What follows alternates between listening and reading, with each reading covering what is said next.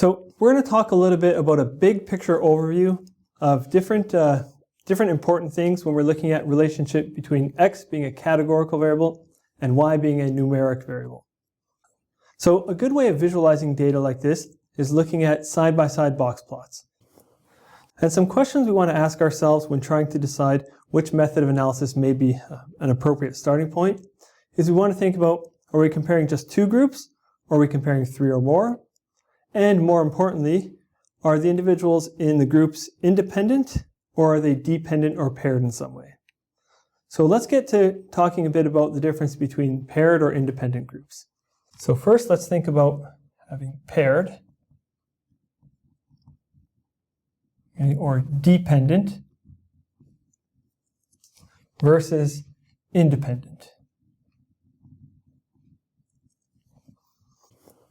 And we're going to think of some examples here, different ways that we can have data that's paired versus independent. So the simplest example of a kind of paired design is looking at a before-after type experiment. So this is where we measure people before some treatment and then after receiving some treatment. Other examples of paired data may be what I'm going to call the left-right. So what I mean by a left-right experiment is that we can consider comparing two different acne treatments, treatment A and treatment B. What we can do is we can apply treatment A to a person's right-hand side of their face, treatment B to the left-hand side of the face. Or we can do it reverse, put treatment B on one side, treatment A on the other. And we randomize which treatment gets assigned to which side of the face. But again, treatment A and treatment B are paired, right? They're on the same individual. We can also think of a crossover design. And this would be where people are, say, given treatment A, we measure the response to it, we give some washout period, and then we put that same individual on treatment B. Okay, so again, the same individual appears in both treatment A and treatment B group. Or finally, not looking at the exact same individual in two different groups, but we can also do something like matching. So again, considering the example of comparing treatment A and treatment B, we can take someone who's on treatment A and find a match for them in treatment B. And we may want to match on things like age, sex, socioeconomic status, or whatever variables are important to the outcome or related to the outcome, as well as might be related to treatment A or treatment B. Now, comparing this with the idea of independent groups, the main difference with independent groups is here we're looking at different people being in the two groups. Okay, so again, for simplicity, I'm going to always talk in reference to comparing treatment A versus treatment B.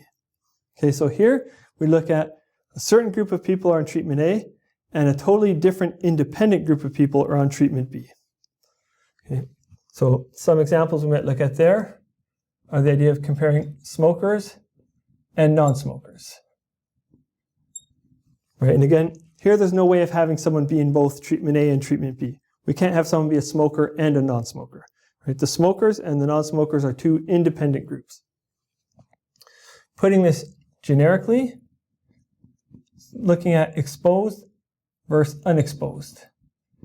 And again, usually people are exposed to some treatment or some risk factor or not exposed, and we can't have them in both groups.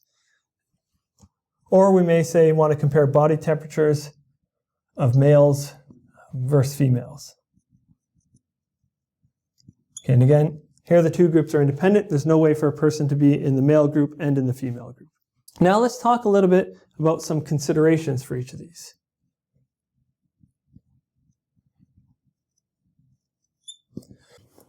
So first, with paired designs, let's think a bit about some of the pros of doing this. Pairing decreases biological variability.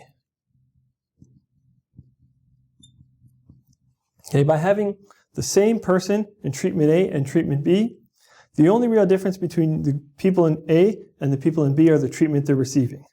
One important to note on matching particularly is matching is subjective. So we need to make sure the factors that we're matching on are important or relevant. It's not necessarily easy to find good matches in treatment A and treatment B. And finally, it's not always possible.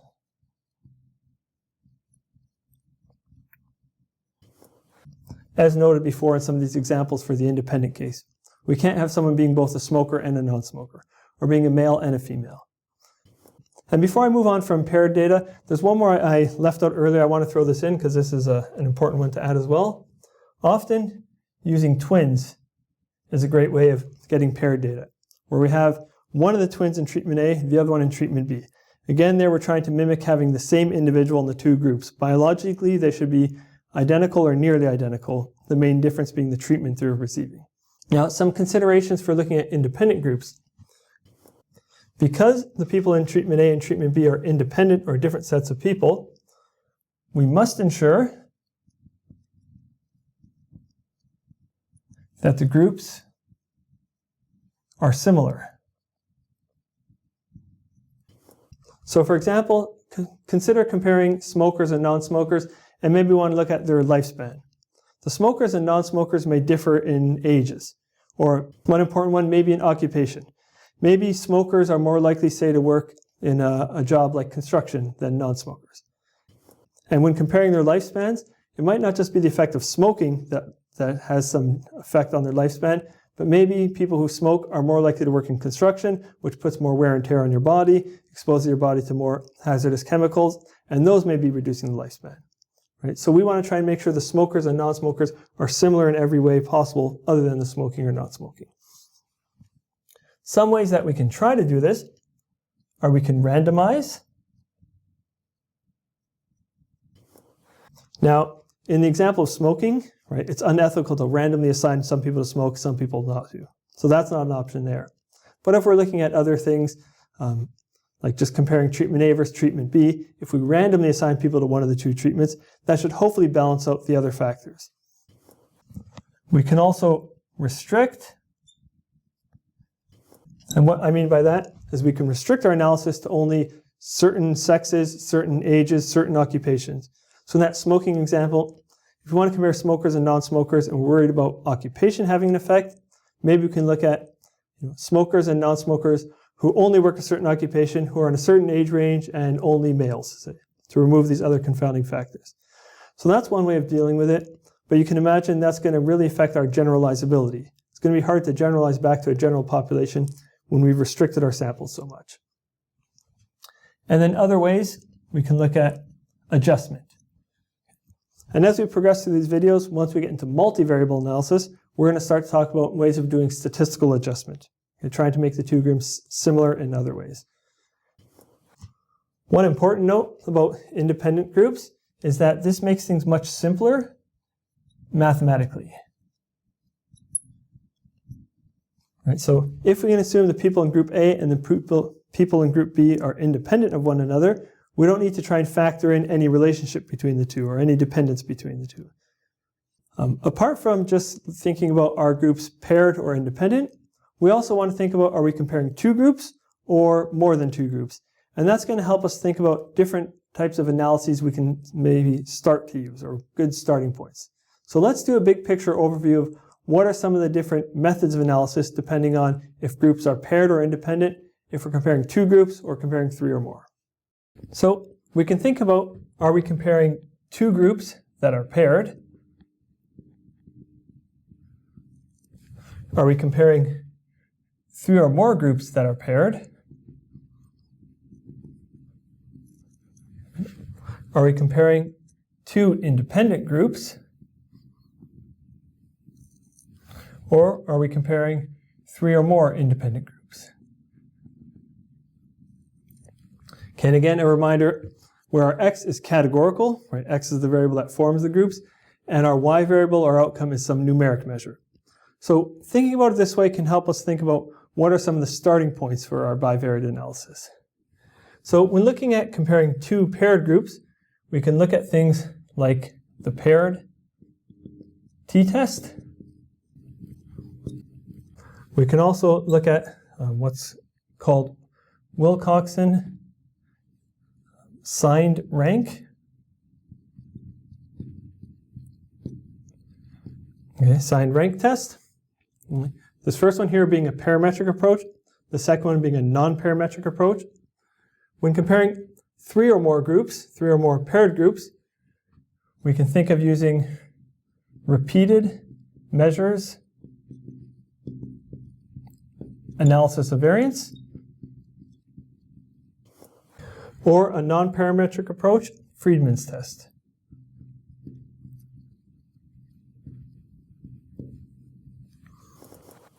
If we want to compare 2 groups that are independent, the parametric approach we can think of starting with is the 2-sample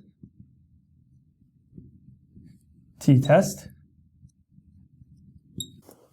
and the non-parametric alternative is the wilcoxon rank sum test, also known as the mann whitney U.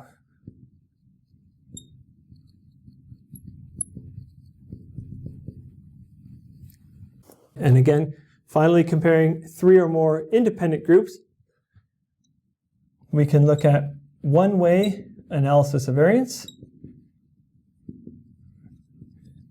as our starting point for a parametric approach. And we can look at Kruskal-Wallis. Kruskal-Wallis one-way analysis of variance as the non-parametric alternative. And of course, as we've noted throughout these series of videos, we can also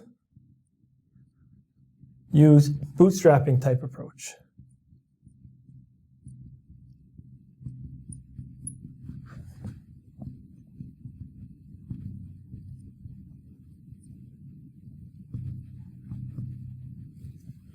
Okay.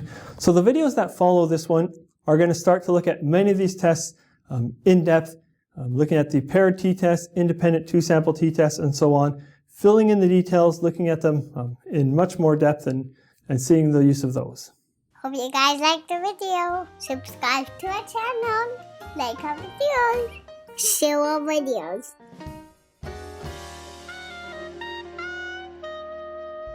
Statistics is almost as beautiful as a unicorn. Stick around, guys, because we got lots more.